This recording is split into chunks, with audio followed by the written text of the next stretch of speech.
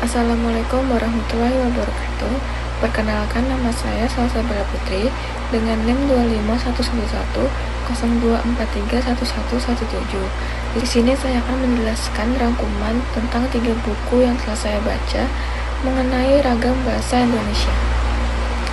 Buku yang pertama yaitu buku Ragam Bahasa tentang pemahaman dan penerapan dalam komunikasi sehari-hari dengan penulis Lasmi Hartati dan Lilis Liana, penerbit Tahta Media Group, tahun terbit cetakan pertama yaitu Juni 2025.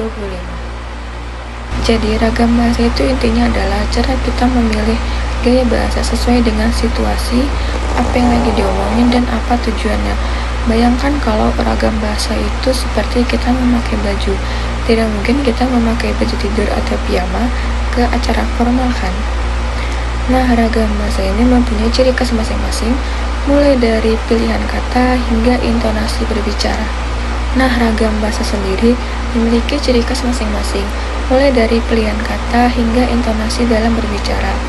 Ada kalanya kita memakai ragam bahasa formal atau sesuai aturan, yang semi formal, yang informal atau santai, dan juga bahasa slang yang biasa kita gunakan untuk nongkrong, dan juga ragam khusus yang isinya istilah-istilah di bidang tertentu.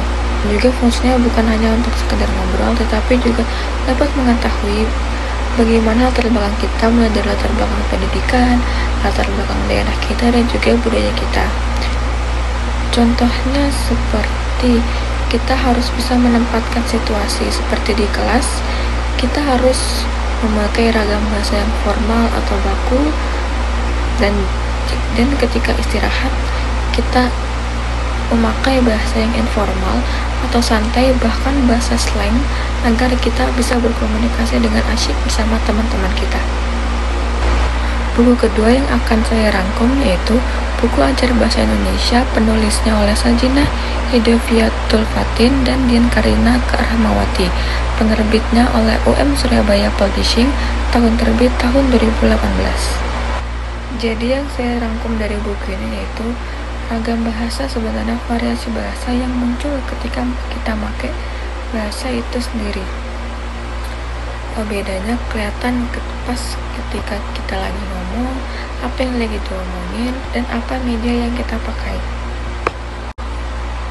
Menurut KBBI, ragam bahasa yaitu variasi yang muncul tergantung pada topik, hubungan kita sama lawan bicara, dan lewat apa diomonginnya. Dan jika kita urutin pada situasinya, ragam bahasa mempunyai 3 jenis, yaitu formal, semi-formal, dan juga non-formal. Dan uniknya lagi, bahasa kita itu tidak cuma dipengaruhi oleh tata bahasa saja, tetapi juga faktor sosial yang ada di luar itu. Keberagaman bahasa kita juga luas banget, mulai dari ragam daerah atau dialek, tingkat pendidikan, sikap kita pas ngomong, dan sampai jenis pemakaiannya buat apa.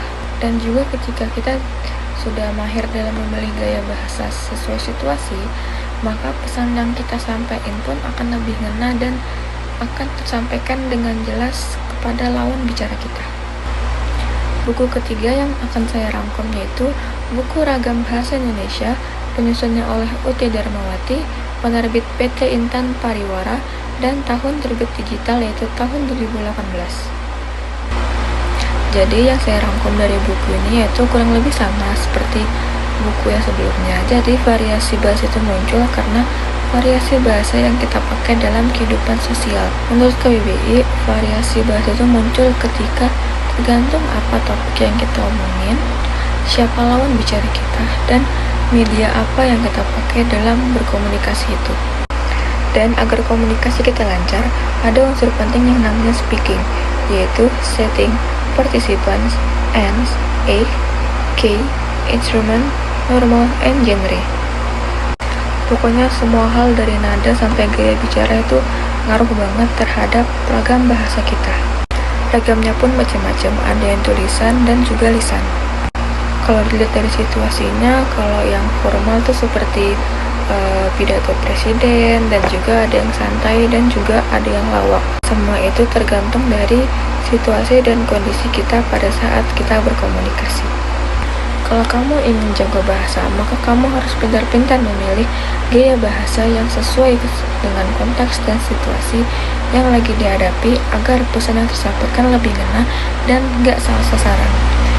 Jadi, menurut 3 buku yang telah saya rangkum dan saya baca, itu sebenarnya kurang lebih saja pemahaman atau pengertian dari ragam bahasa, yaitu ragam bahasa itu sebenarnya variasi dari bahasa yang kita pakai tergantung dengan situasi dan kondisi, seperti media apa yang kita pakai, siapa yang kita ajak ngomong, dan juga situasi